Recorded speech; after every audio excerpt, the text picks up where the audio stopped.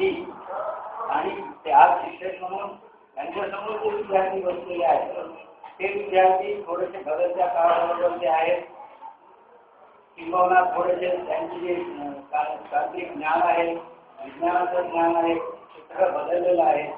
त्या बदलत्या काळाबरोबर त्या बदलणाऱ्या विद्यार्थ्यांबरोबर किंवा त्या मॅच्युअर विद्यार्थ्यांबरोबर आपण सहज असं म्हणून जातो की आम्ही 10वी पर्यंत असताना आपल्याला काही कळत नव्हतं, मला गोष्ट कळत नव्हती, ही गोष्ट कळत नव्हती.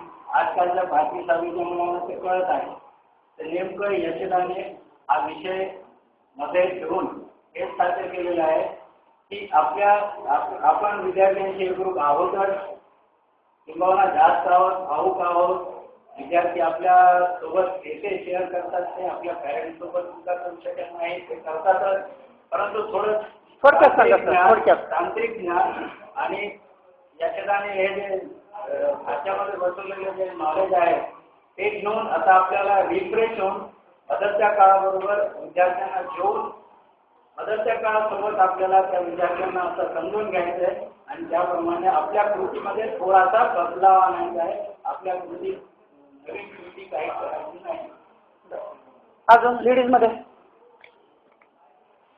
4 दिवस झाले, आज काय समजलं तुम्हाला?